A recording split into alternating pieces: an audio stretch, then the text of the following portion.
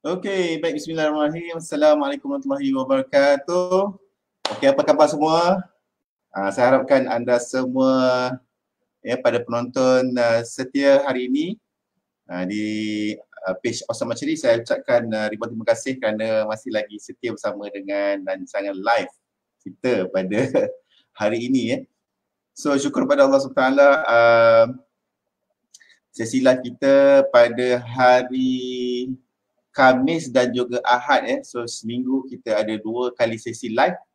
So alhamdulillah sesi kali ini dapat kita bertemu lagi dan insyaAllah mudah-mudahan sharing kita dapat memberikan manfaat yang awesome kepada hari anda. Okey, apapun saya nak raikan pada rakan-rakan yang join live pagi ini.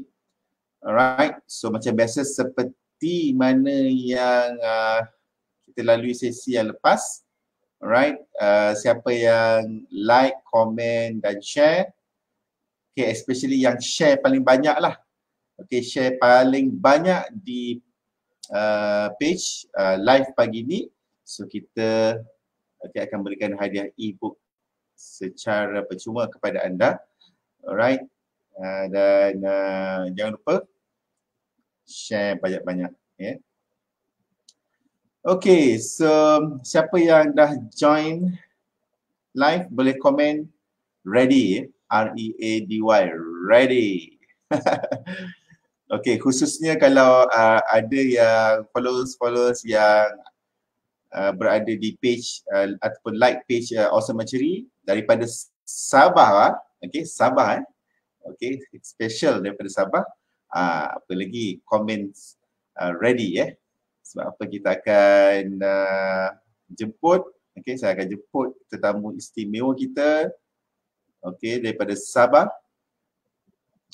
Kenapa? Beliau merupakan salah seorang pioneer, pelopor di Sabah yang menggiatkan aktiviti memanah di Sabah dan ialah daripada zero kepada something hero lah. Saya rasa sharing pada hari ini memang menarik dan seperti mana yang lepas-lepas pun kita buat live, kita tanya individu yang awesome ini macam mana dia mewujudkan pertama sekali adalah macam mana mereka boleh jatuh cinta dengan aktiviti memanah dan dengan kecintaan yang ada itu macam mana dia orang expand, okay, dia orang translate, terjemahkan kepada yang lebih besar, iaitu meninggalkan legacy. So itulah yang nak tanya dan insyaAllah siapa yang di Semenanjung ni kalau singgah-singgah Sabah tu bolehlah nanti boleh singgah ke KK, alright, untuk usaha-usaha tempat yang menarik di Sabah. Okey, seperti mana yang kita lihat sekarang di di saya. Okey, kalau kita lihat di skrin seperti mana yang terpapar di skrin So kita akan bersama dengan Tuan Suhaimi. Yes, Tuan Suhaimi Safi'i. So beliau merupakan Presiden Kesatria di Sabah. Okey, so kita nak jemput di mana dia ni? Okey, itu dia. Assalamualaikum warahmatullahi wabarakatuh. Waalaikumsalam warahmatullahi wabarakatuh. Okey, clear suara walaupun kita jauh di seberang laut. Cun. Okey, Tuan, apa khabar, sihat Alhamdulillah, hari ni insyaAllah Alhamdulillah sihat. Lama tak pakai tanjak ni, jadi hari ni kita pakai tanjak lah.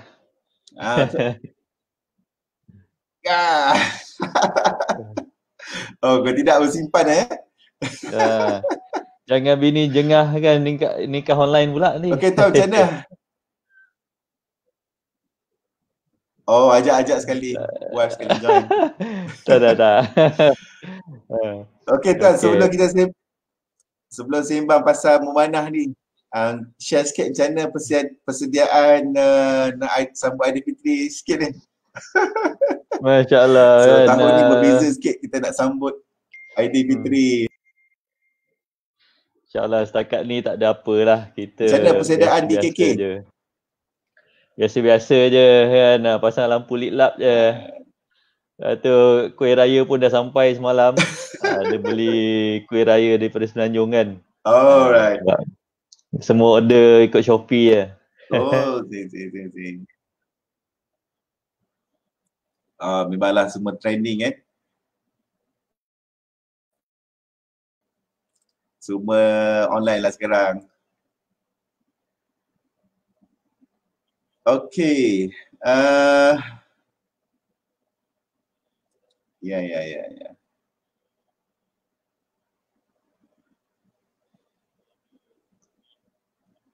Alright, tak apa. Sebelum kita sambung sembang dengan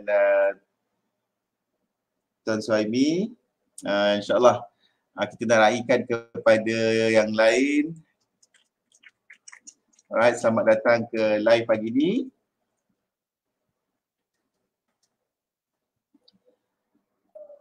Dan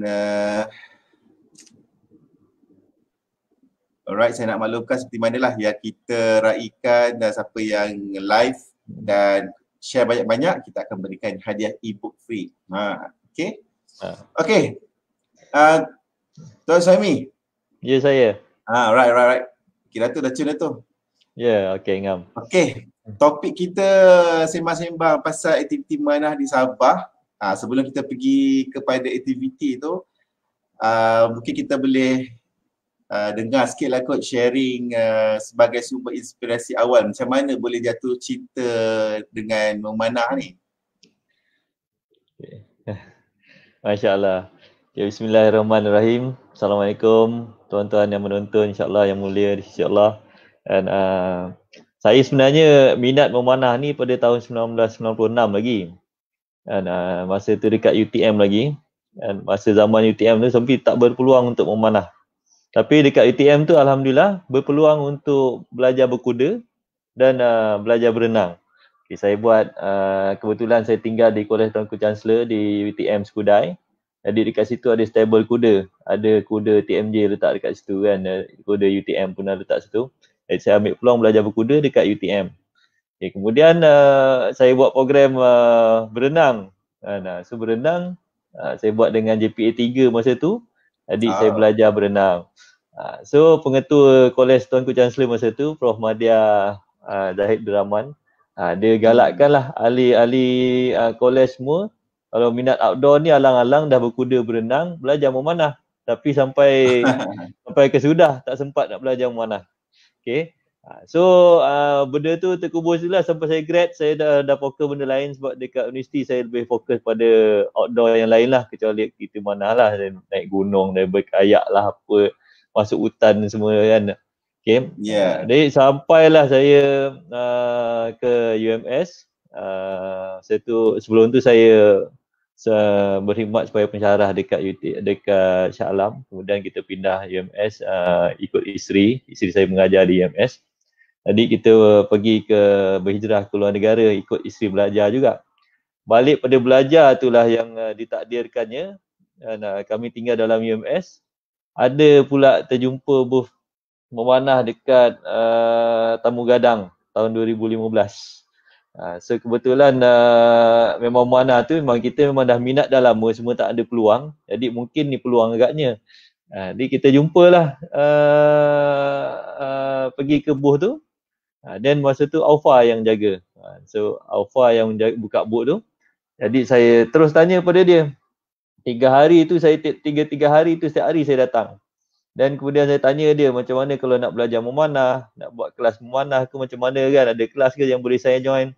Tapi katanya dia tak ada buat kelas yang berterusan, dia just suruh berinkil je. So saya timbul minat lah sebab masa tu saya ada company, Suhaimi Safi Consultancy and Services yang Berhad. Jadi saya kata why not kita JV dan kau sebagai pengajar, aku aturkan perjalanan kelas, syllabus apa semualah. Adik tu start tu lah, saya setiap hari saya propose kepada dia dan kita bincanglah untuk strukturkan belajar memanah ni. Sebab saya tanya ada silibus ke apa semua, tak ada kan, dia dah sahaja kan, bila ada permintaan dia pergi, ada orang nak belajar dia pergi, okey cantik. So sebab saya kata saya tak pernah memanah, saya tak pernah pegang bor pun kan, so saya memanah masa tu dekat Tamu Gadang tu, lebih kurang jarak tak sampai 20 kaki pun ke laut lagi kan, tapi saya datang dengan anak-anak saya kan, okey. So saya cakap dengan dia kan, saya nak belajar memanah dan kalau boleh saya nak bawa 1,000 orang memanah juga. Dia terkejut. Dia terkejut lah dia. Dia poyo-poyo je kan. Okey, so tak apa kan. So kita bincang macam mana kalau kau minat, aku buat proposal malam ni, besok aku tunjuk kat kau. So dia antara percaya dengan tidak je lah.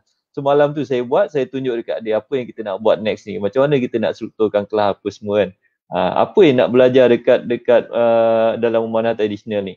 Adik saya duduk dengan Alfa, adik saya suruh dia cerita apa yang kau ajar sebenarnya dalam memanah tradisional ni, saya tulis. Tulis kan, dari situlah asasnya buat kelas memanah secara ada silibus. Okay. Adik sebab company saya Sdn Bhd, saya ada board sendiri. Jadi bila kita nak involve dengan satu benda ni, kita kena clear lah. Jadi kita tubuhkan company dengan kira JV dengan Alpha ni, tubuhkan Alpha Archery SS, Alpha Archery PLT. So kita tubuh company apa semua dan kita aturkan silibus kan, macam mana kita nak belajar memanah ni. Jadi dah ada silibus, dah ada apa nak buat kan, tempat pula macam mana. Jadi kita aturkan kebetulan kita duduk dalam UMS. Saya selalu ke masjid UMS tu, jadi kita sembang lah macam mana kalau kita nak start memanah sebab saya survey tu dengan Alpha, memang tempat tu selamat lah, ada lereng bukit apa semua. Adik kita memanah dekat masjid UMS kan, dekat 2 tahun jugalah kami memanah setiap minggu dekat masjid UMS tu. Daripada berdua ke 5 ke 10 kan, ke ramai orang setiap minggu penuh je kereta tepi tu memanah dekat tebing masjid UMS tu. Okay. Ini so tebing, kita cubalah. Tebing tinggi. Sebab masjid UMS tu kat atas bukit. Jadi kat tebing tu kita manah, jadi selamat lah. So ini bukan tepi laut tu kan? Bukan, masa ni belum sampai laut lagi. Masa ni kat gunung lagi, kat bukit lagi. Itu. So kita start dengan, saya ingatkan dah tepi laut dah. Sebabnya kita nak start ni, nak buat start memanah ni. Di company saya masa tu dah running, so ada duit lah sikit kan. Adik SSCS ni company saya SSCS ni lah pump duit kepada untuk buat kelas ni apa semua. Jadi kita perlu beli peralatan, perlu beli bor apa semua kan. Mula-mula kita pakai peralatan apa yang ada je, apa yang ada je. Tapi lama-lama tak cukup kan apa semua. Jadi kita buat.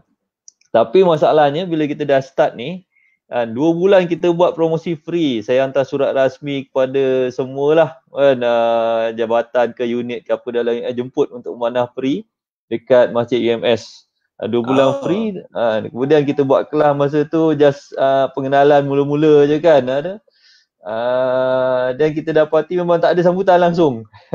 Mana tradisional ni tak ada, tak lekat di hati pengunjung kan. Dan yang datang kelas pun datang dan balik, kemudian tak muncul lah kan, macam tu. Adik tu mula-mula lah. Lepas tu kita kira akhirnya kita rasa macam projek ni gagal lah sebab buat kita dah keluar duit, SSC dah keluar duit, jadi buat dah mula persoal lah. Adik, so akhirnya program ni kira kita dah keluar modal, kita anggap macam CSR SSCS untuk bangunkan manah dia. Kemudian kita cuba lagi kita buat launching yang besar, maksudnya grand sikit. Maknanya kali ni kira macam SSCS pump modal lagi untuk buat launching lah. So kita buat launching yang ni, masa ni baru ramai. Lepas tu ada orang datang kelas apa semua kan. So tapi akhirnya dan bila dah ramai datang kelas tu, kita pump lagi lah modal, beli peralatan apa semua. Sebab kalau beli aero ni, kalau 100 kita buat tu, akhirnya 20 yang tinggal, lain pun patah sebab kita pakai aero fiber kan. Kita beli bor kanak-kanak tu, kita beli bor kanak-kanak 10 kan, take down punya tu, tinggal 3, 7 patah kan. So belum cerita lagi yang hilang lah apa semua kan. Jadi benda tu modal berterusan. So Yalah, modal dengan hangus. so Kena dengan radio. yang datang kelas tak bayar lagi kan, kita bukannya boleh mintakan tak keluar surat saman ke apa kan. Jadi kita datang nak diorang happy kan, dan ni yuran dia. Kalau kau tak bayar, aku nak cakap apa kan, dah minta tak bayar, nak macam mana kan. Adinya terus. Jadi akhirnya kita decide usaha sama ni gagal. So gagal, adik Alfa pun dah fokus pada bisnes lain. Jadi saya fokus pada SLCS dan Muannah ni sebagai benda sampingannya. Okay. So sampailah tu masa kami lantik sebab benda ni walaupun kecil tapi ada orang berminat. Jadinya kita lantik. Itulah startnya legasi Pak Andak lah. Pak Andak yang sebagai jurulatih memanah kan, yang bermula. Jadi sebab Pak Andak ni dia dah start dengan memanah kompon, manah moden. Saya sekali dengan peserta baru nak belajar kan. Masa kelas yang saya anjurkan tu, saya pun peserta juga kan. Bersama ada dalam beberapa orang yang datang ni lah. Saya peserta. Jadi saya uruskan pendaftaran kan, yuran apa semua, dan saya juga peserta. Jadi memang mengharap pada Alfa je lah yang mengajar. Adik bila Alfa dah ke bisnes lain, jadi kita panggil Pak Andak untuk teruskan lah. Okay, so saya sambil-sambil je tu. Maksudnya kita masa tu dah kurangkan sikit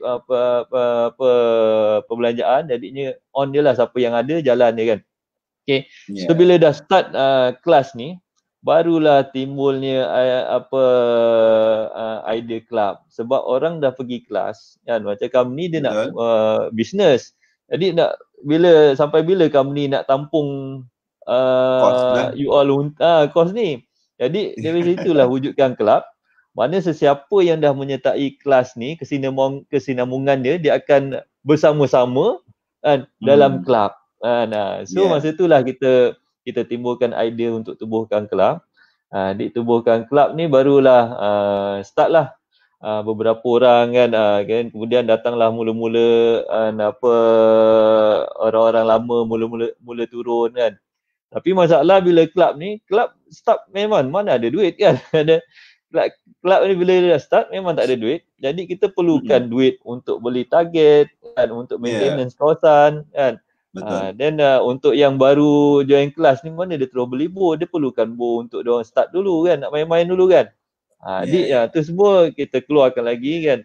Tapi bila masuk pada bab kelab ni, saya punya prinsip ni kita kena bermula dengan betul. Maksudnya kita tubuh kelab ni, kalau setakat tubuh kelab je, tak ada daftar mana-mana, dia bukan kelab kan. Ada kumpulan Mahaban, kumpulan Yasin kat kampung-kampung kan. Kita just declare ni kumpulan kita kan, JKK kan.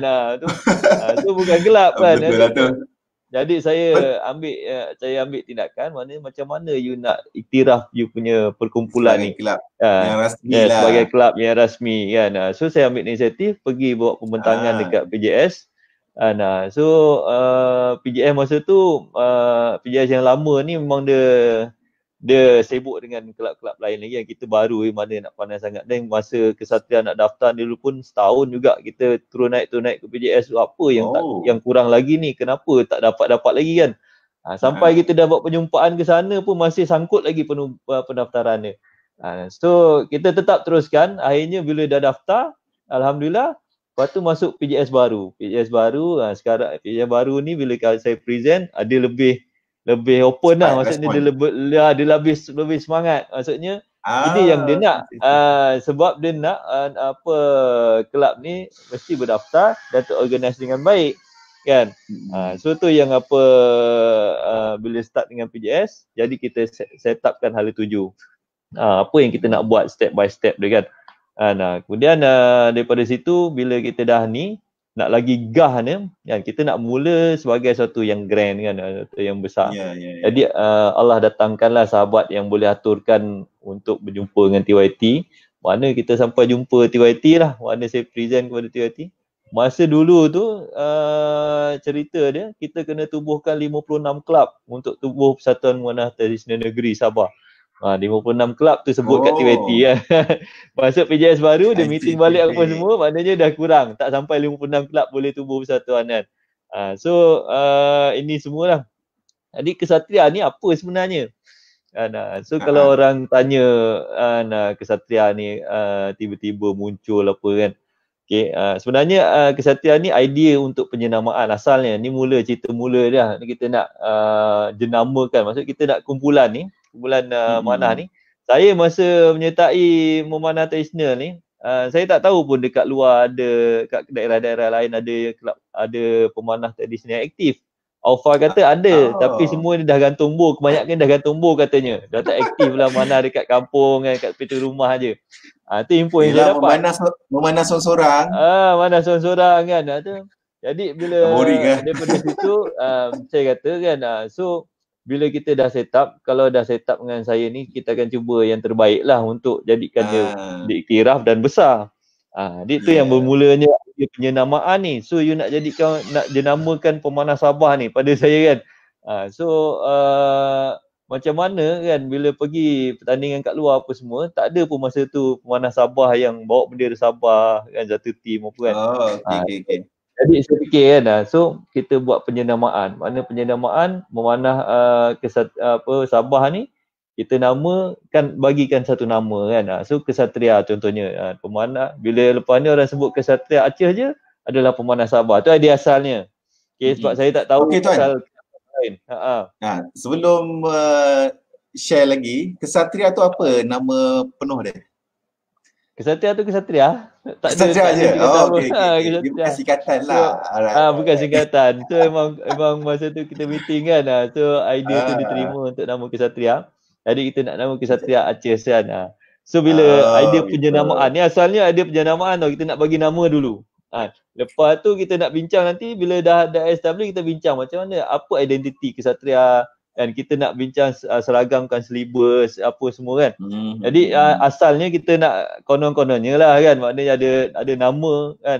Bila sebut kesatria Sabah, kesatria Aceh je adalah pemanah tradisional Sabah. Okay. So bila berjalan benda ni, nak on benda ni macam benda baru lah, you nak launching satu produk baru kan. Adik you perlukan modal, you perlukan effort apa semua, promosi apa kan. Adik pada itu saya present pada board SSL lagi, jadi SSL boleh pump lagi duit. So masa tu kita akan pergi start dengan tours. Bila kita pergi tour, kita pergi ke daerah-daerah yang kita dengar ada pemanah tradisional, kita pergi ke daerah-daerah ni. Dan ini betul-betul serius ni.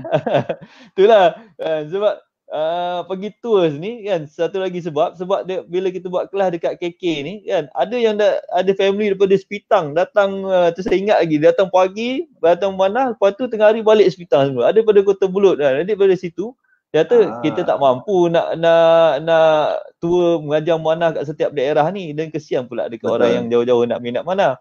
Jadi antara mission dia, tour ni kita nak set up kan, kalau boleh perkenalkan memanah, dia 3. Nanti saya share. Maknanya SSCS ni kita buat win-win, makna rakan strategik kesatria lah. Okay, maknanya pump modal apa semua. Bila pergi tour tu, kalau ada income daripada tour tu, itu adalah kita buat pusing sebagai cost tour tu. Tapi kalau tak cukup, SSCS akan sponsor. So macam tu lah kita punya deal lah, sebab kita akan win-win.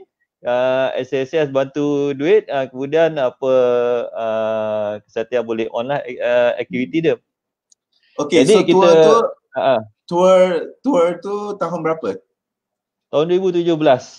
Semua matlamat tour ni ada 3 matlamat. Kita nak perkenalkan memanah tradisional, kita nak mematabatkan memanah tradisional, memperkasakan memanah tradisional. 3 mission ni pergi tour.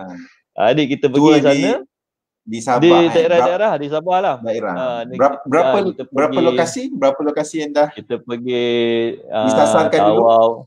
Kita pergi Tawau, Lahad Datu, Labuan, Papar, kita pergi Keningau, kita pergi Lahad Datu kan. So betul.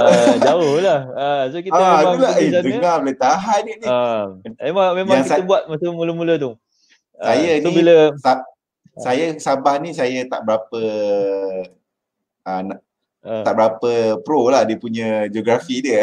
Tapi berdasarkan peta, boleh kata saya pernah pergi Labuan, saya pernah pergi KK saja. Kalau sebut Labuan, naik belon tu. Ini kita jalan darat tau, berbelas jam tu kan. Ya Dan kita Allah. kita tidur dekat apa hostel pakai sleeping bag je pun tak kisah kan, kita Oh pergi ya. tour untuk Ya enjoy kan. Allah. Hebatlah. Hebat So memang uh, Ansab lah.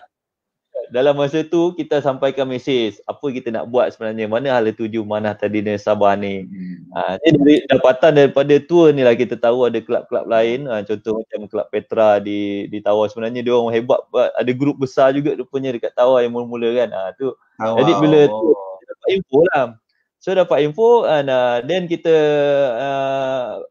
discuss dan kita cakap okey, maknanya memang dah ada kelab lain, maknanya penjenaman atas nama Kesatria Aceh ni adalah Pemanah Sabah dah tak valid lah.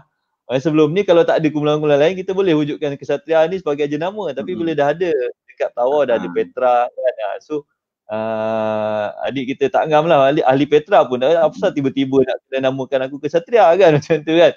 Adik Betul. Okey. So ini dah kira dah jumpa grup-grup yang otai lah dah lama. Yes. So kita dah start. Mula-mula mission dia macam tu. Okey, cuma nak tanya yang kelab-kelab tu mereka ni kelab-kelab yang berdaftar juga ke ataupun tak daftar? Semua tak daftar. Maksudnya masa tu Kesatria je yang berkumpul lah, kelab berkumpul. Ya, kelab berkumpul. Yes. So Kesatria belum register lagi lah. Belum register. Tapi dia ada grup. Ada grup. Yes. Jadi daripada situ dari situ kita tukar. Maksudnya kita nak force orang untuk terima Kesatria tak boleh lah sebab diorang dah ada grup masing-masing kan. So apa yang lepas ni Kesatria bantu adalah guide untuk daftarkan kelab. Maksudnya dah ada daftar lah. Yes. So maksudnya bila sampai dekat PJS baru ni, so sekarang ni bila Kesatria dah daftar, kita dah cerita apa semua, dia faham. Tu kita siap buat bengkel, anjurkan bengkel panggil PJS turun ni untuk bantu kelab-kelab yang tak berdaftar ni kan, untuk bantu daftar. So kita dapatkan format dia macam mana sampai sekarang ni.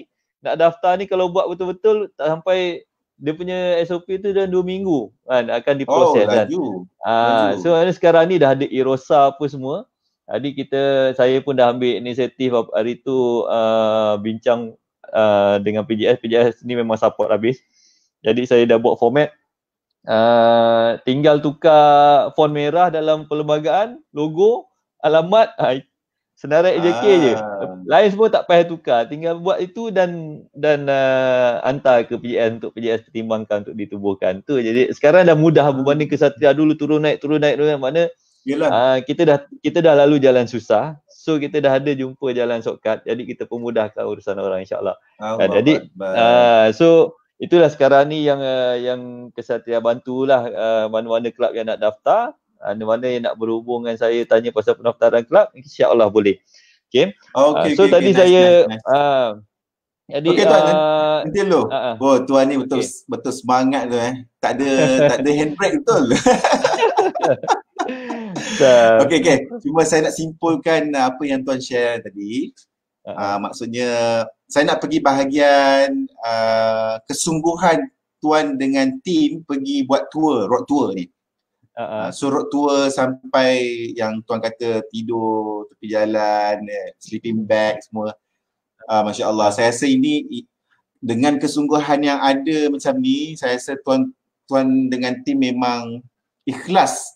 Ini cerita bab keikhlasan nak membina satu benda yang besar kan. Dan nak mengajak orang ramai bersatu dalam satu organisasi yang legal atau rasmi tadi tu. Saya rasa tuan punya passion ni hebat ni. Memang kalau buat drama ni okey ni. Tidaklah. Tapi minta maaf, jangan salah faham pula yang saya cerita ni untuk kongsi pengalaman. Dia jadi betul lah. Mungkin negeri lain pun apa semua tengah berusaha kan. So benda ni kalau tak ada orang mula, saya ambil konsep beginilah. Kalau saya dah tahu jalan dia macam ni kan. So kalau saya tak mula, siapa kan? Kalau bukan sekarang, bila kan? Itu je saya tak ambil tahu pasal sejarah Muana tradisional dekat negeri lain apa semua. Masa tu saya buat dan macam mana nak mula dan apa yang patut aku buat. Apa yang perlu. Saya sebenarnya Syamil, masa saya nak dekat Denmark dulu kan, saya nak balik tu, saya decide 40 hari tu nak buat istiharah ni, saya nak duduk kat Sabah ke nak duduk kat Semenanjung. Mana Oh. bila sampai satu masa kan, Lupa nak tanya. Asalnya memang Sabah ke apa? saya Johor. Oh, Saya Johor kan. Jadi bila hasil istiharah tu kan, Allah decide mana saya ada post kat Facebook dulu kan, macam mana saya pilih kan, macam mana saya ni akan duduk dekat Selangor ke, dekat Johor ke, duduk kat Sabah. Habis sampai ke Sabah. Bila saya dah jumpa memanah ni, saya rasa tu macam satu ini kot antara tanggungjawab yang perlu saya buat kan. So saya buat yang sebaik-baik lah apa yang saya tahu kan. Okay. Jadi Allah datangkan tim ni juga macam Pak Andak guna van dia daripada dulu sampai sekarang dia guna van dia kan. Dan datang orang-orang yang tak berkira kan, keluar duit kan, asal target rosak je pun kita masa tu tong-tong lagi awal-awal kan. Dan sampai satu masa balik-balik orang yang sama je keluar duit pun memang tak boleh jugalah. Tu yang kita come out dengan idea macam mana pula nak cari duit lain untuk tampung aktiviti ni supaya lebih ramai orang minat kan. So kita masa tour tu kita presentkan juga masa kita nak buat kelas, kalau boleh setiap daerah ni buat kelas masing-masing, dan kalau boleh kita seragamkan syllabus kelas macam manalah. Maksudnya kalau orang tu datang daripada dia belajar dekat Sandakan, sama je kalau kau belajar kelas dekat KK, sama je kalau belajar kelas dekat Tawau dan sebagainya lah. Okay, so tu itulah idea awal masa kita tour tu. Kemudian bila kita dah sampai dah idea Kesatria Aceh tu kita dah anggap tak valid. Jadi kita fokus kepada matlamat baru iaitu penumbuhan manah tradisional negeri Sabah. Okay. So kenapa ada orang tak faham juga kenapa kau dah ada Persatuan Memanah Sabah, kata tiba-tiba nak tubuh Persatuan Memanah Tradisional Sabah pula kan. Dia kau ni nak memecah belahkan ke apa kan contohnya. Okey. Kita sebenarnya atas kertas kita, atas dunia nyata ni kita bersama, tak ada masalah, tak ada beza. Compound border ni kita sama-sama memanah, bukannya lepas aku dah join tradisional aku tak nak kawan dah orang moden. Aku tak nak kawan orang komersial kan. Atas kertas kita bezakan yang ni adalah tradisional, ni adalah moden atas kertas untuk kertas kerja kan. Okay. Adik nak tubuhkan ni hasil perbincangan dengan PJM, maknanya strategi dia kan. Kita kena ada satu persatuan dan barulah you boleh pergi jauh. Nak minta penajaman mudah maksudnya. Dan untuk pentadbiran kelab dengan persatuan ni semua presiden dia 2 tahun je. Dia bukannya jadi pegang presiden macam saya presiden Kesatria kan. Selama-lama saya nak jadi presiden Kesatria, tidak kan. Dalam perlembagaan 2 tahun je. 2 tahun kena buat AGM dan kena buat pelantikan baru. Begitu juga kalau di peringkat negeri kan. So sekarang ni konsep dia saya ambil mudah untuk faham.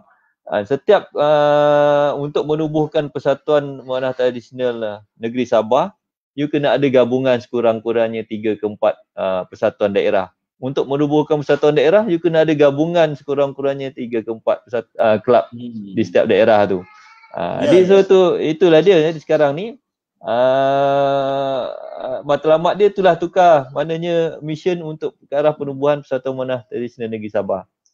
So kita sampaikan mesej ni lah kepada semua orang. Dan alhamdulillah mesej ni semakin difahami lah, maknanya kepentingan tu untuk daftarkan kelab dan dekat setiap daerah pun sekarang ni kelab-kelab banyak dah berdaftar, banyak berhubung dengan saya untuk daftar, tanya pasal pendaftaran. Jadi saya share dokumen, jadinya apa masalah kita bantu kan. Dan daripada situ juga kelab-kelab ni juga yang terbaiknya PJS bagi tahu kalau kita tak ada jalan jurulatih yang khusus macam manah tradisional kan, mana ada pengiktirafan pada jurulatih. Ini adalah jurulatih manah tradisional yang khusus, tak ada macam manah moden ada ujian dia apa semua, tak ada. Jadi selagi belum ada benda tu, kelab-kelab yang berdaftar ni ada hak untuk lantik sesiapa saja dalam kalangan ahli kelab dia, sama ada yang senior ke atau yang paling pandai manah ke apa, dianggap sebagai jurulatih kelab. So tu yang saya beritahu dekat ahli Kesatria dan kelab-kelab lain, kalau you dah daftar, lantik je sebagai siapa-siapa boleh jadi jurulatih, dan jurulatih tu ambil peranan untuk sebagai pengajar dekat daerah masing-masing. Besok kalau contohnya dah ada semua pemanah tradisional, jurulatih pemanah ni kena pergi kursus ni, ujian ni, kita follow lah kan.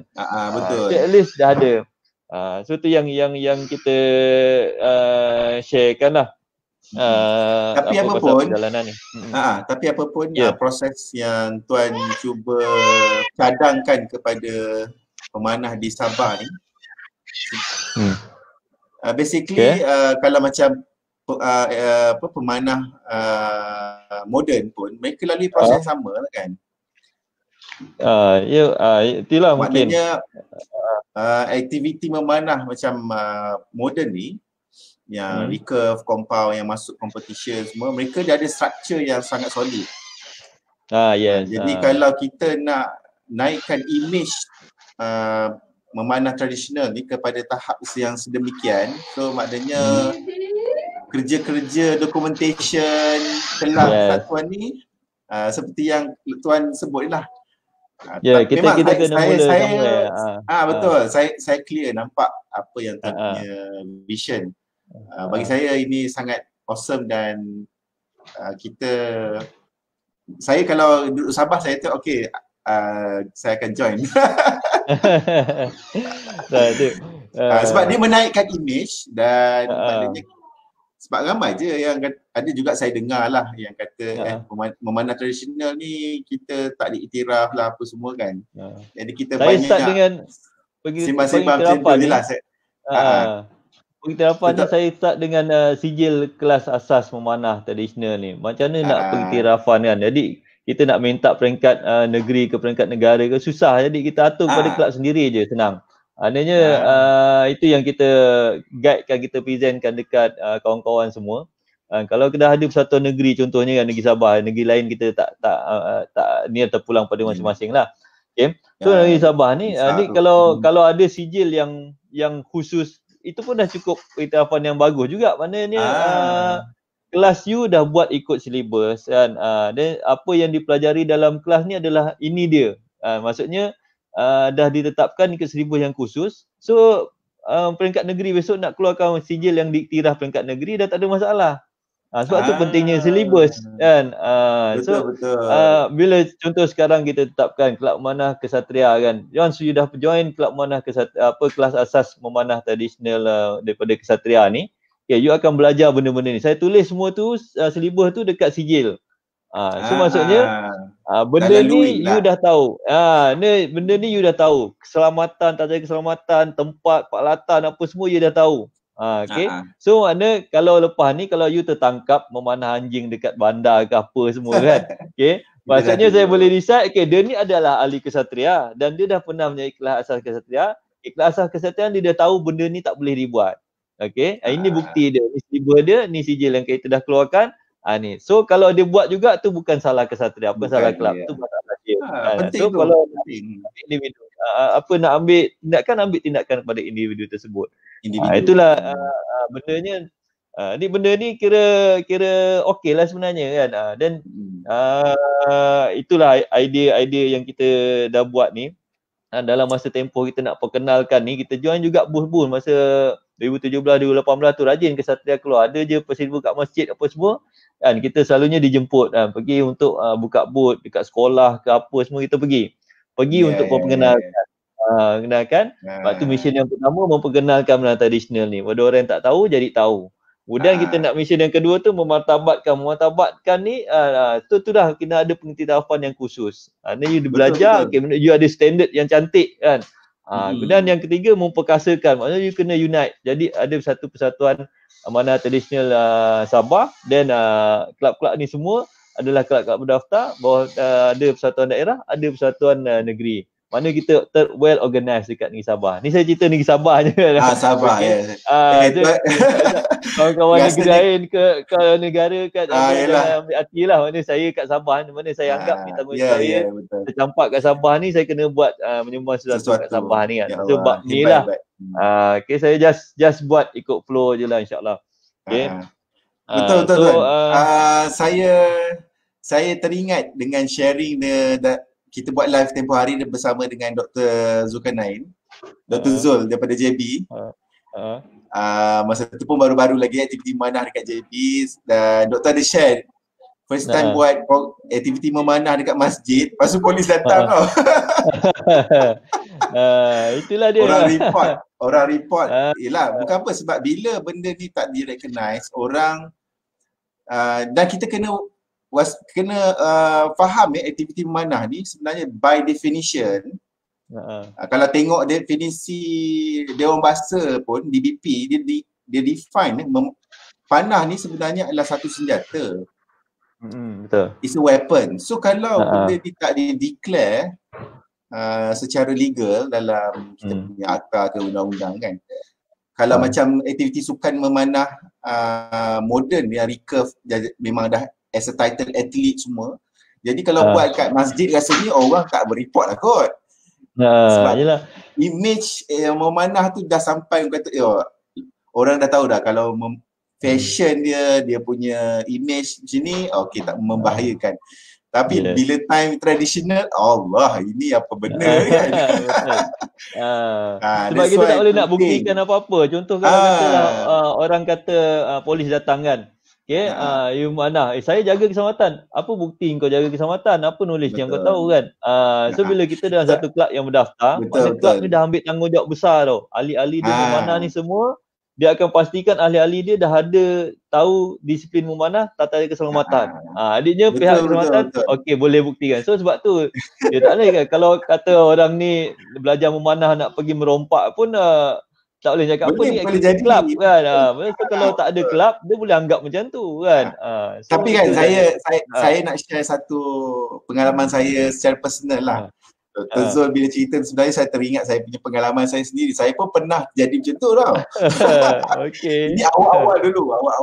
Masa awal-awal dulu aktiviti manah ni belum keluar sangat dekat media sosial. Jadi bila saya dah start share, orang berminat dan join. Jadi saya pun anjurkanlah manah tu. Sekali salah seorang peserta tu bawa abang dia tu polis tau. Polis. Okay. Masa tu dia banyak tanya. Aduh. Jadi kita nak claim kelab ke apa, kita tak register. Kita just semangat lah, biar nak ajar lah, nak kembangkan lah aktiviti sunnah memanah kan. Tapi saya problem. Tapi saya start dengan macam mana, mungkin saya boleh share juga ni kan, macam mana SSS dulu sebelum pendaftaran kesatria, sebelum kesatria yang ada kelab, mana SSS ni ambil tanggungjawab. Maknanya kelas tu semua adalah anjuran company Sdn Bhd yang berdaftar. So maksudnya dekat situ dia adalah anti-business, maknanya company boleh anjurkan apa-apa. So apa-apa berlaku ni tanggungjawab adalah company. Contohnya kemalangan ke atau apa berlaku, saman tu adalah pada company, bukan pada individu. Jadi saya tak anjurkan kelas tu atas nama Suhaimi Syafiee kan. Saya anjurkan sampai Suhaimi Syafiee Consultancy and Services Sdn Bhd. So mana ada company boleh anjurkan kelas juga kan. Itu tak ada masalah. Okay. So itulah dia masa kita start kira kesatria punya sejarah ni, mungkin boleh jadi model pada yang lain-lain, macam mana kalau risau pasal tak ada duit ke apa, mana boleh approach company lain lah, siapa yang nak sudi jadi rakan strategik, kelab masing-masing sebagai pemodal ke apa semua kan. Okay, sebab saya ambil mudah macam ni lah, saya nak seru pada kawan-kawan yang kaya ke ataupun ada bisnes ke apa kan. Okay, dia punya konsep ni kira macam kita buat amal jariah kan. So kalau katalah kita belikan bow untuk dianjurkan kelas memanah kan, so selama bow tu digunakan, selama tu you dapat benefit dia sama pahala dia kan. Okay, then lepas tu daripada bow dengan arrow yang kita sumbangkan tu juga, akhirnya dia jadi pemanah yang hebat. Dia buat sampai memanah, selama-lama dia memanah, dia start dengan bow yang you beli kan. So mestilah you akan dapat benefit juga di akhirat lah. Itu dia punya konsep lah. Sebab ada ustaz bagi tahu kan, so ni antara yang boleh kita usahakan untuk kita bukan fokus pada dunia saja kan. So itulah dia. Tapi mission SSCS ni kan, masa mula-mula terlibat dengan rakan strategik kesatria ni pun kita punya mission dua je, nak bantu establishkan nama kesatria dan bantu establishkan kewangan kesatria, tu je. So bila kesatria dah ada nama, dah kewangan dah stabil, Jadi SSS ni keluar daripada pakatan ni, maknanya sebagai rakan strategik pada April 2018 lah. Maksudnya SSS dah tak terlibat dengan Ksatria. Okay. So masa sepanjang SSS menganjurkan kelas sebelum bersama Ksatria tu, orang kata banyak income dapat daripada kelas memanah ni. Tapi in total dalam 7,000 lebih je kita dapat income, dan tapi modal yang SSS dah keluarkan in total 11,000 lah. So dah sampai 2018 tu bersama pun lebih kurang 15,000 pendapatan daripada memanah ni lebih kurang setahun lebih lah. Tapi pembelanjaan yang dah dikeluarkan 21,000 kan. So ni hasil daripada meeting board itu kan. So maksudnya memang aktiviti memanah ni bukannya aktiviti yang menguntungkan lah. Kalau you kerja dunia je memang you akan kecewa lah itu sebenarnya. Tapi itulah yang berlaku. Lepas tu Ksatria bersama SSS dah tak ada apa-apa. Kemudian perjalanan Ksatria sekarang ni dengan pendekatan sendirilah untuk cari duit ke apa semua. Okay. So dan sekarang ni Ksatria punya mission pun untuk bantu penubuhan kelab yang lain-lain, insyaAllah. Masih lagi sebagai konsultan. Ya, kita bantulah, bantu siapa yang nak memanah ke apa semua. Jadi kita ambil tanggungjawab untuk jadi pemangkin lah sebenarnya, bukannya nak kata Ksatria ni tim yang hebat apa, tidak kan. Maksudnya kita nak ajak kawan-kawan bersama kan, mana yang memanah tu kita buat sesuatu benda, kita mulakan dengan betul dan kita teruskan dengan jalan yang betul. So kita anjurkan game apa semualah. Okay, so daripada situlah. So bila perjalanan Ksatria ni dah sampai satu level, kita nak laki puncak ni susah, nak kekalkan di puncak tu lagi susah kan. Jadi untuk memantapkan lagi perjalanan memanah tradisional dekat Sabah ni, jadi tu yang akhirnya lahir Rauja ni kan, Rauja Antri. Okey dah, siap. Okey. Sebelum sembang pasal Rauja ni, apa pun saya nak raikan dulu yang join live pagi ni. Okey, saya ucapkan ribuan terima kasih kepada anda yang join live pada pagi ni. Jangan lupa ya, like, komen dan share banyak-banyak. Okey, bagi mereka yang share banyak-banyak live pagi ni, okey, kita akan berikan hadiah e-book kepada anda yang share banyak-banyak. Tapi apapun saya harapkan yang join live pagi ni, jangan lupa juga kalau nak ada soalan sekejap lagi boleh je type. Nanti kita akan pop upkan soalan ini dan insyaAllah kita punya presiden akan jawab mana yang anda lontarkan. Dan jangan lupa juga saya just nak maklumkan kita punya siaran langsung ni akan disiar ulang ya. Kita akan re-upload semula di YouTube. So anda juga boleh berhubung menerusi video di YouTube insya-Allah dan juga di live Facebook juga Okey tuan. Alright. Sebelum share pasal Rauja, mungkin boleh share sikit antara aktiviti yang dijalankan daripada awal yang tuan share pergi tour lah apa, kok ada gambar kenangan tu boleh share. Nampakkan gambaran. Itulah apa gambar ni saya ada tertinggal kat external hard disk. Tertinggal? Okey dekat tapi tak boleh masuk sekarang. Alamak. So dalam UMS kan. So UMS dah ketat. Jadi nanti kita mungkin boleh tengok poster kot nanti kan. So boleh nanti bagi saya link. Nanti saya kepilkan dekat video live di YouTube dan juga insyaAllah nanti dalam kemudian kot tak dapat nak cari gambar ni. Okey. Kita sambung sikit pasal pasal Rauja ni. Muncul pula Rauja. Apa pula Rauja ni? Rauja ni konsep dia begini kan. Kalau saya ada duit, contohnya saya ada 50,000 kan. Kalau saya letak dalam akaun kelab, duit tu bukan duit saya dah. Even tak payah 50,000, RM1 pun lah. Kalau saya letak dalam kelab, RM1 tu dah bukan duit saya. Dan saya tak boleh guna sewenang-wenangnya kan.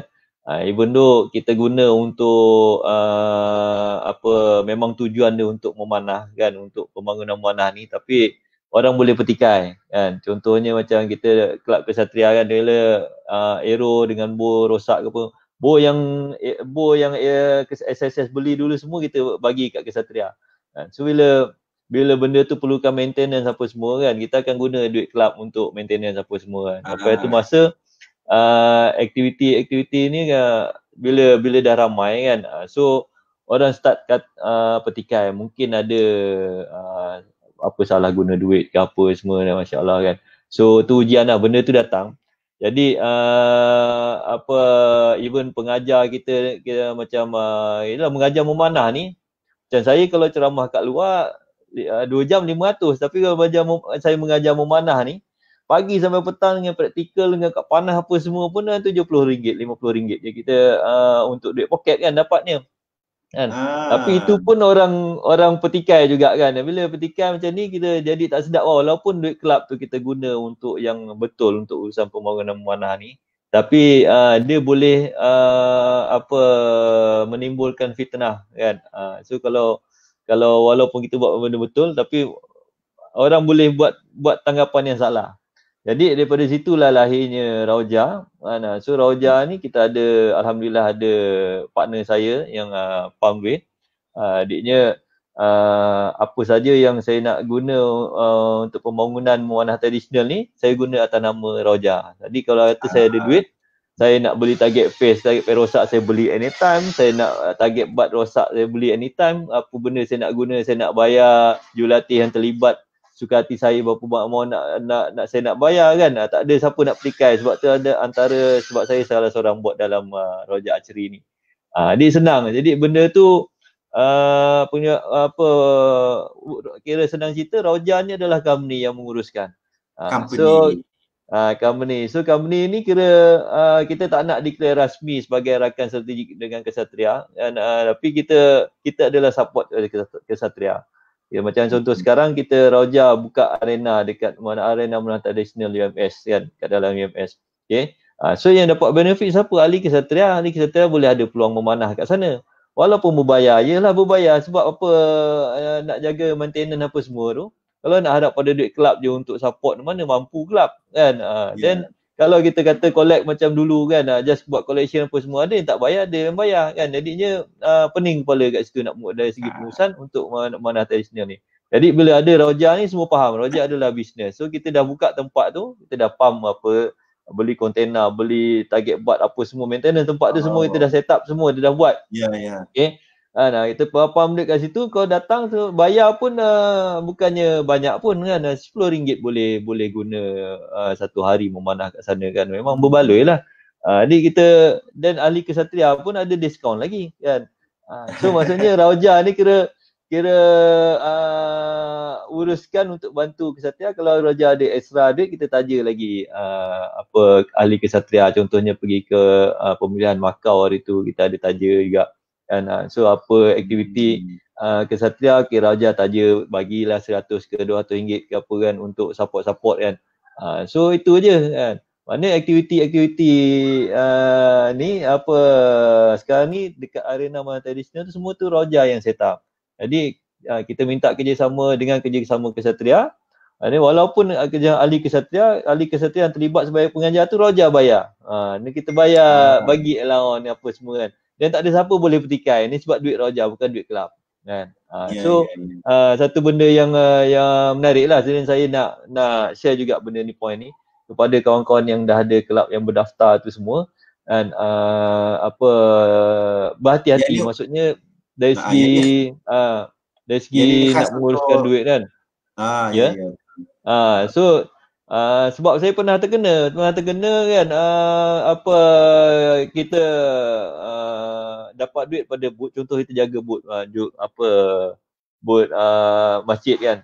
So dapat duit daripada income tu lah yang kita buat belanja makan sukarelawan ahli kelab yang terlibat tu, belanja makan.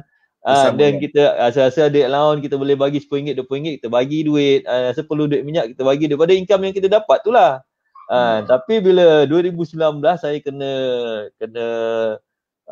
persoal lah, maksudnya kan, mana duit tu, mana buktinya, resit apa semua. Jadi So kejadah apa saya nak cari resit zaman tu ke dekat bot dia macam tu, kita just dapat duit 200 kita bagi makan macam makan. Mana kita nak minta resit dah masa tu kan. Tapi record aktiviti tu ada. Tapi mujur lah Alhamdulillah, sebab benda tu kita dah mula dengan betul. Saya daripada awal lagi saya dah catat tau satu-satu dalam Excel apa semua. Jadi benda tu diterima kan.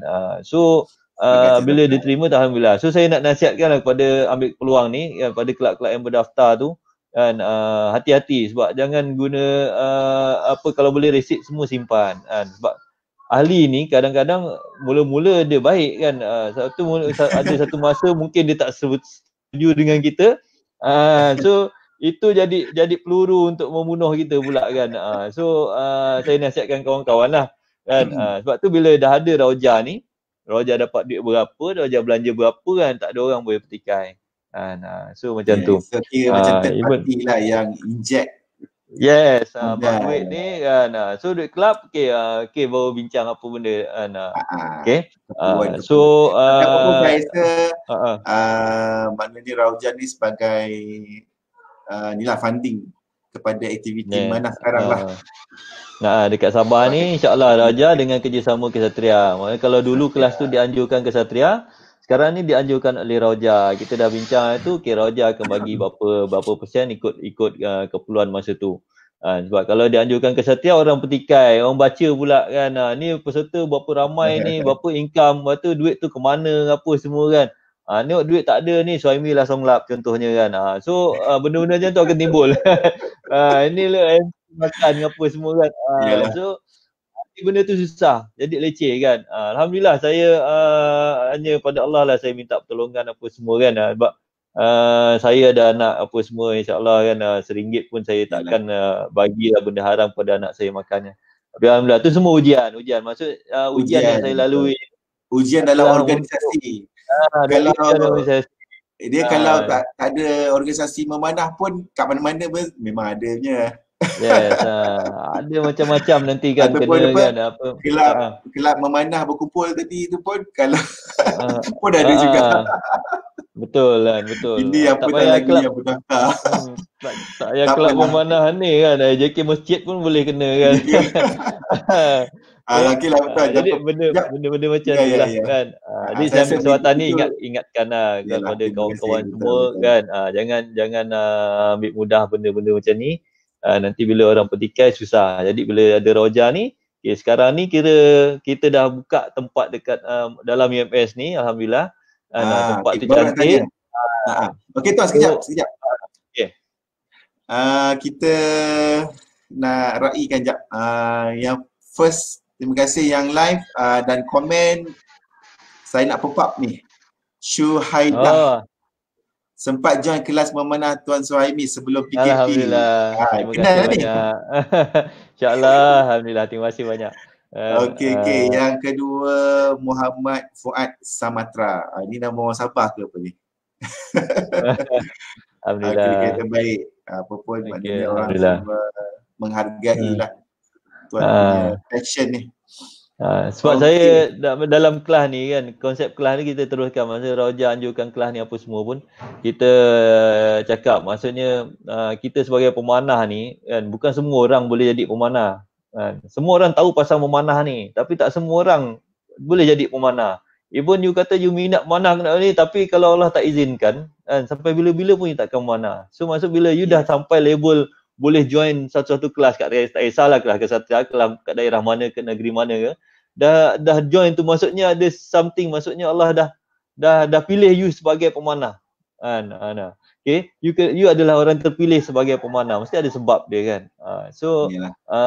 Dan lepas tu jangan pula kita kata apa sumbangan dia ni, kelab ni kepada aku kan. Fikir pula apa sumbangan kita kepada orang lain kan.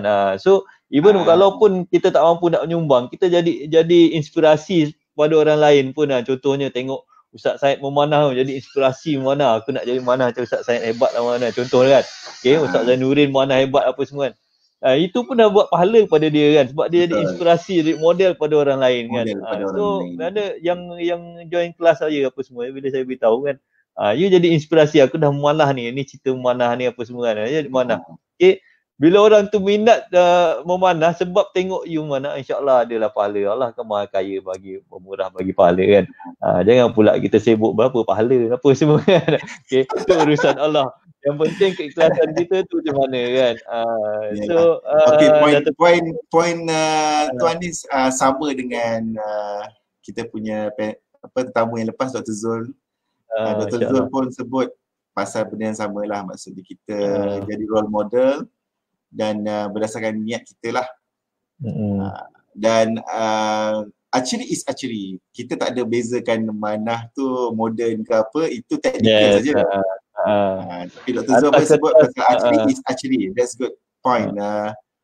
Tu saya tekankan juga pada kita memanah sama saja. Betul. Sebab dalam hadis tu tak sebut memanah tradisional ke memanah moden ke on kan. Hadis tu menyebut memanah. Jadi selagi kita memanah tu, itulah ada pahala memanahnya kan. Okey, jadi jangan kita kalutkan memanah tradisional ni lah yang Islam punya inilah, bukan moden lah, bukan apa nah. Manah tu manah kan. Tapi dari segi ketah kerja, atas kertas tu mana kita kena buat pentadbiran yang cantik kan. Kalau kita nak establish memanah tradisional sebagai satu sukan yang berprestasi tinggi kan, sukan yang boleh diiktiraf di peringkat sekolah ke apa semua, jadi kita kena buat sesuatu kan. Sebab sekarang ni bila kita tengok kan, pemanah tradisional ni semua di bawah entiti Persatuan Memanah Malaysia. Persatuan Memanah Malaysia. Adik yang tradisional semua duduk sini. Tapi duduk tu dalam satu unit kecil je kan. Dalam dia kira CP-CP je kan. Memang kita pemanah bawah, tapi ada CP. So kita macam mana kita nak kita establish yang sendiri. Maksudnya contohnya bila ada peruntukan kepada kerajaan, contoh lah, okey, 10 juta kan, okey, ni 1 juta untuk sepak takraw, 1 juta untuk bola, 1 juta untuk memanah, 1 juta untuk berenang, 1 juta untuk sukan-sukan lain lah. Tapi kalau bila kita dah daftar Persatuan Memanah Negeri, okey, kita akan termasuk dalam salah satu tu. Dia ada formula dia, kerajaan akan bagi peruntukan tahunan ni ikut keaktifan dan keahlian kelab tersebut kan, persatuan tersebut. Contohnya Persatuan Takraw Malaysia ada contohnya 100 orang kan. Okey. So banyak mana dia akan dapat kalau kerajaan peruntukkan 10 juta, berapa banyak dia dapat? Dia aktif ke tidak kan? Okey. Mana model ini samalah macam isu sekarang BPN kerajaan nak bagi bantuan kepada rakyat, tapi kalau dia tak register sebagai pemohon, macam mana dapat? Macam tu lah cerita dia kan. So macam bila dah negeri, mana Sabah saya dah establish kan. Jadi kalau berjaya Sabah ni, insya-Allah boleh negeri lain pun boleh. Tubuh Persatuan Memanah Tradisional Malaysia ni dia bukannya senang-senang je kan. So negeri lain pun kena ada persatuan gabungan, sekurang-kurangnya 5 persatuan negeri akan tubuh, jadilah Persatuan Memanah Tradisional Malaysia kan. Dan tak payah nak kalut katalah itu ada isu kata tak nak saya jadi presiden Memanah Tradisional Sabah apa semua kan. Okey. So tak payah kalut, benda tu semua ada AGM. Jangan risau, dia tak boleh buat pelantikan sendiri. Saya nak lantik diri saya jadi presiden, tak boleh kan. Yalah. So, ini kadang-kadang jadi cabarannya tu kan. Kadang-kadang kita akan berhadapan dengan orang yang tak biasa berorganisasi. Saya anggap dia tak faham, jadi kita kena sampaikan mesej ni kan. Jadi bila persatuan daerah ni kan, you nak lantik jawatankuasa persatuan daerah ni pun kena ambil wakil-wakil daripada kelab ni untuk bentuk persatuan daerah ni. Dan persatuan untuk persatuan negeri pula kena lantik JK daripada ahli persatuan negeri ni, bentuk persatuan negeri ni. Dia tak ada isu pun orang pada kelab tiba-tiba nak lantik diri sendiri jadi negeri ataupun jadi negara. Tak ada isu kan. Mana semua ni pelantikan ni 2 tahun sekali akan diubah. Mana ada sistem lah. Setiap tahun kena hantar report apa semua kan. Jadi bila dah ada hantar report, bukti aktiviti, bukti keuangan, keaktifan apa semua kan. Jadi benda ni dah ada atas buku. So sekarang ni PJF bagi tahu saya, dan you kata you dah pergi luar negara apa semua memanah tradisional, ramai lah memanah, semua negeri ada beratus orang, berapa ribu pemanah sekarang ni kan. Tapi dalam ketah kerja, dalam buku aku, rekod aku tak ada pun manah moden je ada ni kan. Jadi aku nak bagi macam mana dia kan. Tak boleh aku nak bagi kelab ni kelab ni siapa semua kan. Jadinya kau kena buat satu. Mana bila nak dia kata nak Kalau memanah Persatuan Memanah Malaysia belum ada dekat dunia, dekat Malaysia ni, jadi dia boleh terus tubuh Persatuan Memanah Malaysia dan terus tubuh kelab-kelab bawah dia. Tapi sebab kita ni nak keluar daripada entiti memanah Persatuan Memanah Malaysia ni, kita nak buat rumah baru, kita kena buktikan kita ramai. Jadi tu yang kita kena mula dari bawah. Dia kelab, tubuh daerah, tubuh negeri, tubuh negara kan. Itu. Kalau sebab dari situ dia boleh tahu, maksudnya Persatuan Pemanah pada Nasional ni ramai dalam buku dia kan. So sekarang ni tak ada kan. So itulah dia punya cerita dia kan. Alamak, minta maaf ada. Tak apa. Tapi idea umumnya secara umumnya memang dokumentasi akan menjelaskan semua perkara lah. Tapi apapun benda ni apa yang tuan cuba buat adalah untuk mendokumentasikanlah semua aktiviti ni. Kita bukan hanya buat aktiviti memanah macam tu je, tapi kalau nak naikkan image memanah di tempat tuan ni, maksudnya kena berorganisasi dan tersusun cantik lah. Barulah orang kata kalau nak pergi kepada peringkat negeri ke apa ke, ataupun nak sampai tahap ada dana daripada kerajaan, benda-benda ni sangat penting lah dokumentasi tu ada. So kalau tak ada, kita maksudnya funding kita di Sabah ni rauja je lah. Ada lagi kan. Contoh kita dah kelab berdaftar ni, kita nak minta company apa taja pun mudah kan. So dah ada habis kan. Even hari tu kita mohon atas nama Kesatria ke Kementerian Belia pun, dia kata ada limit. Kalau kelab minta boleh banyak ni je, kalau persatuan minta boleh lebih lagi kan. So kalau you dah ada persatuan, maksudnya you dah establish kan. So maksudnya tuan punya perjuangan ni bagus, awesome. Maknanya bukan sekadar untuk menyeru orang memanah, tapi nak memperkasakan organisasi tu dengan dana kan. So dana ni dan benda ni tak boleh saya buat seorang je. Betul.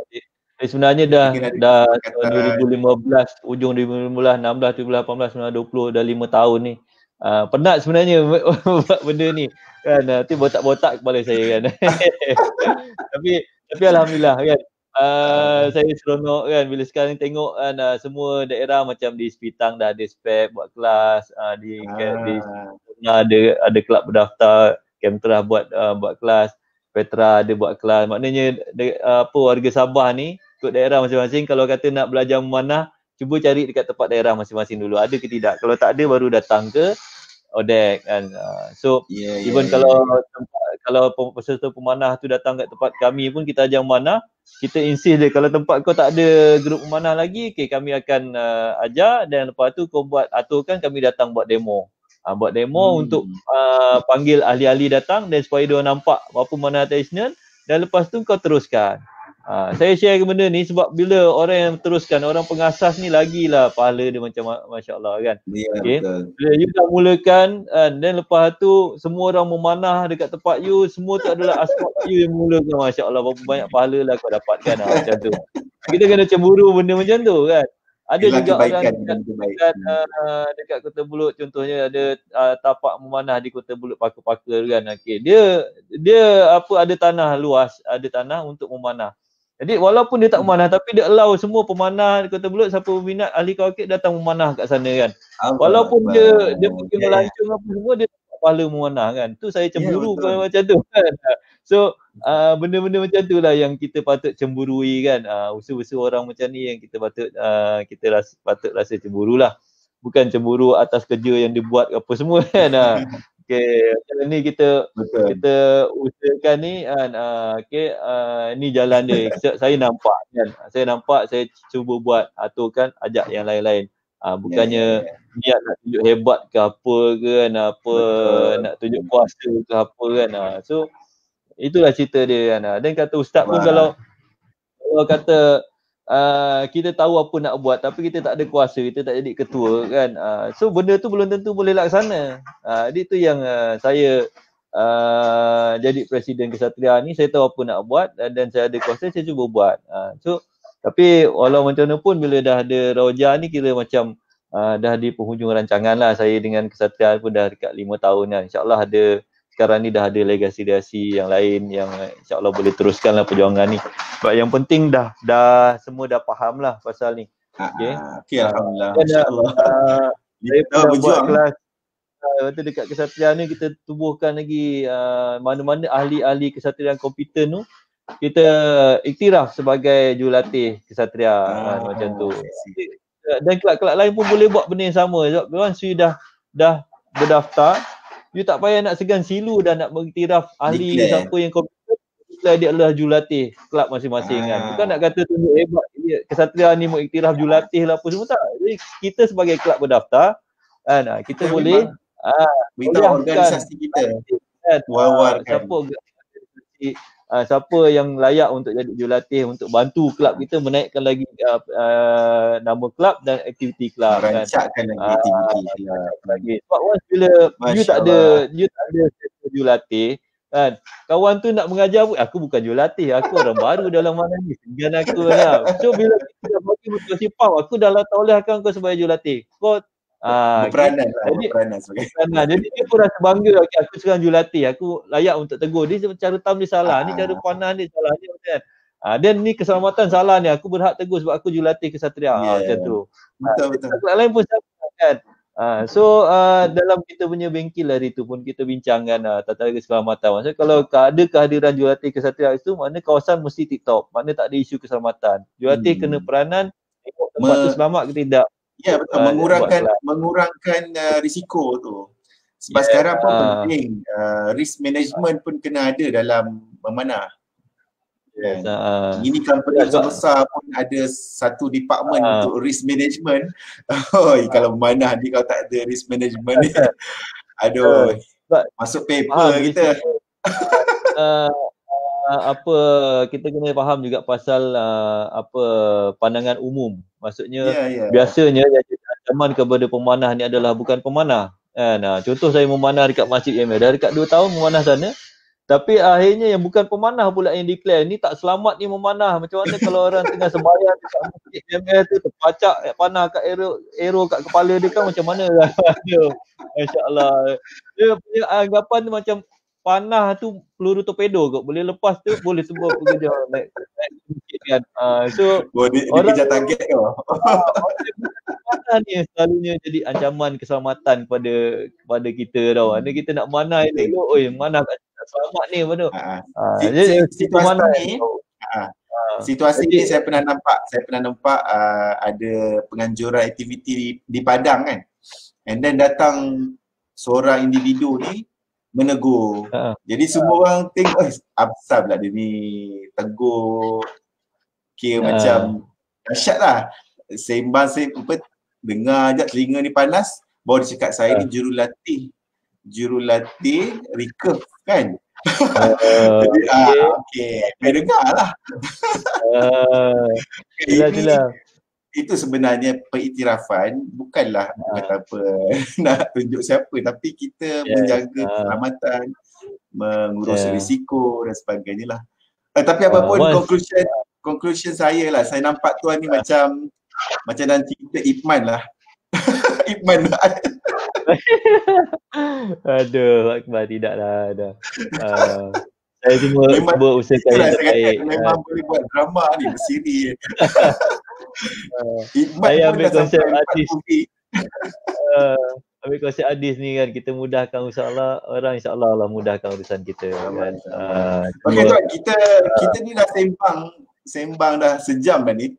Tak perasan. Oh ya ke? Perasan dah sejam. Okey, saya nak cerita ni sikit apa yang kita dapat kat YK ni untuk yes. Boleh share sikit aktiviti memanah yang maknanya kalau orang Sabah kata kat mana nak memanah, okey boleh share aktiviti kat mana, lokasi semua. Okey, minta maaf terlebih masa tak perasan kan. Okey.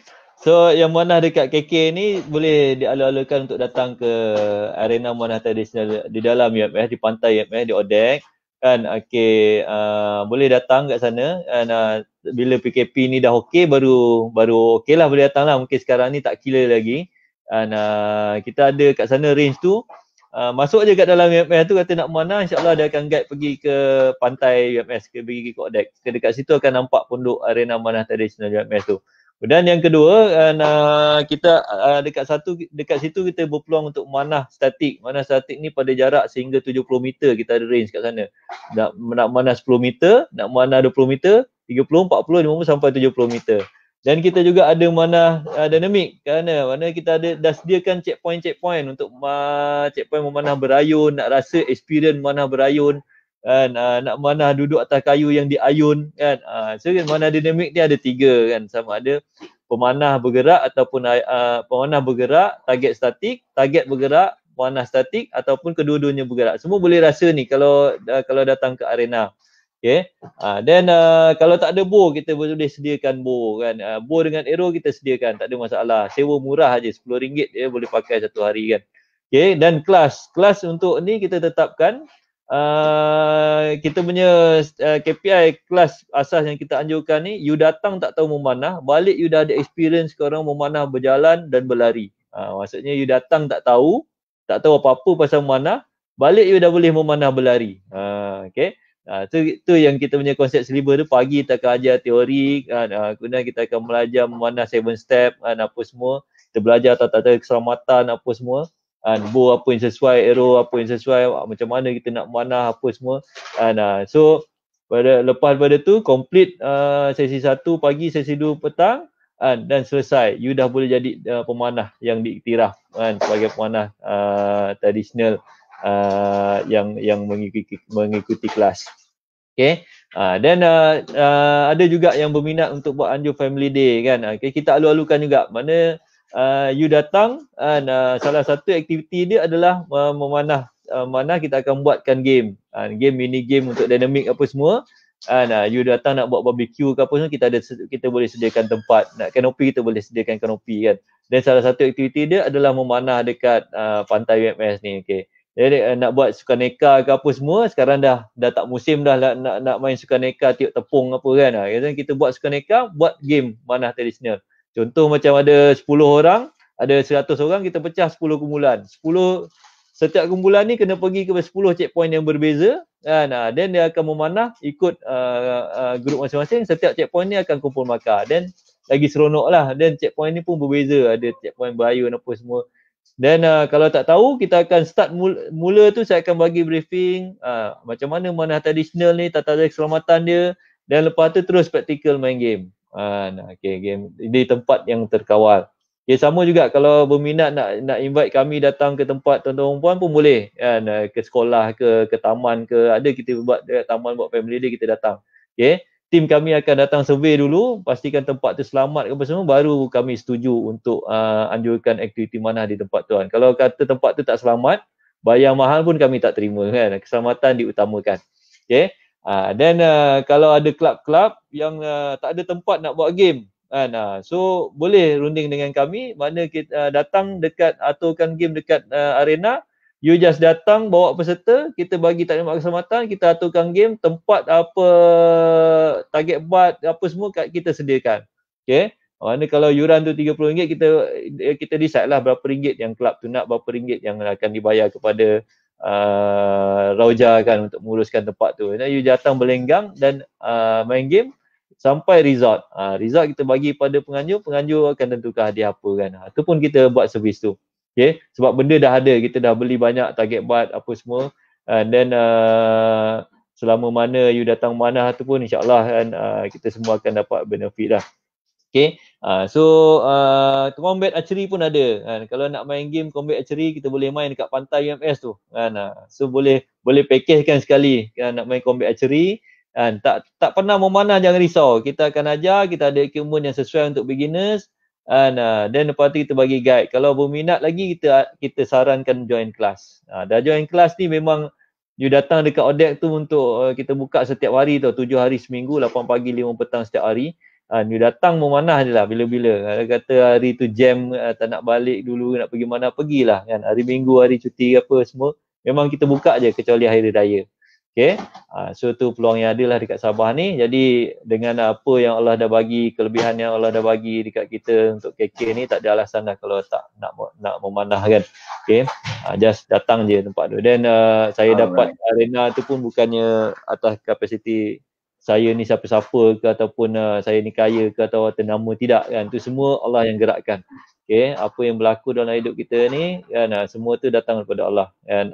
So ujian ke, kelebihan ke, apa tu semua datang dari Allah kan. So kita buat yang terbaik. Ingat ada satu hadis tu Ustaz share kan, apabila kita laksanakan satu benda, kita laksanakan dengan cemerlang, tu Allah paling suka. Dan kalau kita buat satu benda dengan sambil lewa kan, so itu Allah tak suka kan. So kita buatlah yang terbaik peranan kita. Okay, so apa sumbangan kita kepada Manah Tradisional, tanya diri sendiri kan. Jangan tanya apa sumbangan orang pada tradisional kan. Apa kita boleh buat, kita buat, lanjut je kan. Ya, tu prinsip saya lah. Okay, so saya minta maaf pada tuan-tuan, perempuan. Okay, yang ni kan. So kalau kata nak tahu lagi pasal Manah, boleh tengok Facebook saya Misafi, ataupun boleh kunjung Kesatria Archery Sabah di Facebook, ataupun Raujah Archery kan. Boleh Google ya, kelas memanah Sabah ke ataupun Raujah ke ataupun Manah Tradisional ke apa Sabah, akan keluar tu nama Raujah, ada Google Map sekali siap tu kan. Boleh datang je nanti insya-Allah. Okay, boleh camping, boleh piknik kat sana, boleh main panah sekali dekat tepi pantai tu. Okay, boleh berenang lagi, boleh ada kayak, ada nak berenang kat pantai pun boleh. Ada tempat mandi disediakan UMF pun boleh guna kan. Ada homestay tak? Homestay ada? Homestay banyak kat keliling UMS ni kan. Oh ya ke? Sebab Manah Tradisional ni salah satu produk pelancongan juga. So kita ni saya tak langsung memang daripada masa kat masjid lagi tu, kita dah terima kunjungan pelancong. Masa tu semua free je.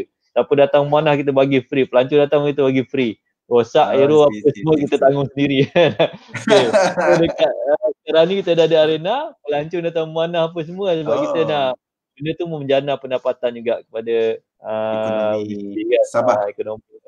Okay, so satu produk pelancongan lah di negeri Sabah ni. Datanglah Manah Tradisional di UMS kan. Itu produk pelancongan kan. So kita buat yang terbaik lah semua. Kan, terima kasih kepada UMS jugalah kerana memberi laluan dan nampak ni benda yang terbaik, dan percaya kepada kami kan untuk meneruskan aktiviti Manah di dalam UMS. Dan saya alu-alukanlah kelab Manah, kelab ahli apa staf-staf UMS apa terutamanya, jangan lepaskan peluang lah untuk datang Manah di arena Manah Tradisional. Okay, yang datang melancong masukkan dalam aktiviti singgah ke arena Manah. Masukkan dalam diary list. Untuk singgah ke tempat ataupun pot yang paling menarik, iaitu untuk aktiviti Manah di pantai UMS. Okay. Alright tuan, apa pun saya rasa sharing hari ni cukup padat dan awesome. Banyak tips lah bagi saya. Tips hari ni kita nak sembang pasal aktiviti Manah di KK, tapi saya rasa ada bonus point yang saya sendiri belajar, dan saya yakinlah kalau yang menonton ni mereka yang dah lama dengan mempraktikkan aktiviti memanah di lokaliti di tempat masing-masing, saya rasa point yang tuan bawa hari ni mungkin relevan untuk dipertimbangkan lah. Sebab apa, macam pembacaan saya lah tentang Hillary ni, pemanjat gunung Everest dia. Kan, so dia kata kalau nak panjat gunung Everest ni, dia ada banyak puncak. Pastikan nak panjat pada awal tu pada jalan yang betul lah, sebab nanti kalau salah direction dah sampai puncak, Everest sebelah sana. Kena lalu pula sampai kan. Memang kepayahan tu dapat, tapi salah gunung. Betul. Tapi apa pun sangat foundation tuan yang tuan lakukan pada 5 tahun yang lepas dan sebagainya. Saya rasa ini foundation yang sangat solid lah untuk meninggalkan legacy dan juga saham akhirat yang berterusan di Sabah. Saya rasa usaha tuan dan juga kelab-kelab yang lain sangat besar sumbangannya. Macam tuan sebut jugalah, dan apa yang tuan sebut ni pun sama juga panel kita, tetamu kita sebelum ni sebut. Jangan fikir tentang apa yang kelab ataupun memanah akan sumbangkan kepada kita, tapi kita kena fikirlah apa yang kita boleh sumbangkan kepada aktiviti memanah dalam negara kita ni lah. Tu InsyaAllah. saya belajar juga daripada Dr. Zul lah. Dr. Zul sebut benda tu. InsyaAllah, insyaAllah. Sebab tu sharing dia. Hari kedua tu saya jemput beliau untuk letak poin-poin yang penting sebagai pemanah di Malaysia lah. Tapi poin tu pun sama, apa yang tuan sebut ni betul. So, jangan fikir tentang apa yang kelab ke persatuan ke akan bagi dekat kita, tapi fikirlah apa yang kita boleh bagi sumbangan kepada kelab ataupun persatuan ataupun aktiviti memanah itu sendirilah di Malaysia. Okey, alhamdulillah. Okey, tuan, terima kasih banyak sharing pada hari ini. Terima kasih kembali kepada Awesome Archery. Ya, line kita alhamdulillah Cun smart. Masya-Allah. Awal-awal tu je sikit-sikit tapi okey, pasti dapat macam Cun dia. Dia doa semua orang ni. Doa semua orang insya-Allah. Alright. So bagi mereka yang baru join ataupun dah penghujung ni baru sempat live, okey, boleh check. Macam tadi ada soalan daripada Tuan Lokman Ali, saya dah pop up tadi, saya just nak pop up sekali lagi. So kalau dia kata kat mana nak tengok aktiviti di Sabah, alright. So boleh tengok dekat page ataupun Google saja tentang Kesatria Archery, Rauja ataupun memanah di Sabah, semuanya akan keluar lah yang seperti nama yang saya typekan di skrin ni. Okey, tuan, terima kasih banyak. Okey, insya-Allah. Terima kasih banyak. InsyaAllah saya nak bercadang nak ke sana nanti. Nanti saya roja aja. Alu-alukan. Kita alu-alukan pemanah-pemanah Semenanjung datang ke Sabah ni. Saya pun nak dapatkan sijil pengiktirafan daripada Kesatria. Boleh. Kelab lain pun semua ada pengiktirafan, tak ada masalah. Dan saya pun saya nak dapatkan jugalah advice daripada tuan, sebab sudah ada pengalaman untuk membina kelab persatuan tu kan. Ini sangat baguslah. Saya rasa jika mereka yang nak jadikan aktiviti mana ni sebagai betul long term, tak kisahlah sebenarnya you nak jadikan dia sebagai bisnes ataupun you nak jadikan dia sebagai aktiviti community, tak ada masalah sebenarnya. Dia berbalik kepada apa yang kita nak capai, objektif kita kan. Sama ada akhirat ke dunia ke, dua-dua tu ada ujian kan. Tapi apa mission yang kita nak capai, itu yang lebih penting lah. Okay. Tapi apa pun capai misi kita untuk akhirat itu lebih menguntungkan dan lebih besar lah manfaatnya. Alright. Okay, terima kasih kepada penonton juga kerana join live pada hari ini. Saya harapkan anda semua share banyak-banyak. Nanti saya akan check lah siapa yang share banyak, saya akan terus PM ya bagi hadiah ni kepada anda. Okey, terima kasih pada semua. Okey tuan, terima kasih. Assalamualaikum warahmatullahi wabarakatuh. Waalaikumsalam warahmatullahi wabarakatuh. Okey. Dan kita jumpa lagi untuk next live atau video. Okey, terima kasih kepada Tuan Suhaimi. Apapun terima kasih juga pada anda semua yang masih lagi menonton.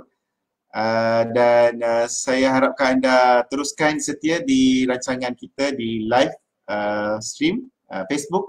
Dan jangan lupa ya, subscribe YouTube channel saya Awesome Archery untuk dapatkan video-video yang terbaru. InsyaAllah kita akan cuba konsisten tahun ini 2020. Ada yang tanya Awesome Archery tak ada video baru ke? Memang busy, super busy. Tak sempat. Tapi sempena PKP ni insyaAllah lah adalah time untuk kita berkongsi lagi video-video. Tak semestinya video daripada saya akan cuba sampaikan mesej. Sebab apa niat di Awesome Archery adalah memberi inspirasi, idea dan juga cetusan minda yang fresh dalam dunia memanah. Okey, kita jumpa lagi pada masa akan datang. Assalamualaikum warahmatullahi wabarakatuh.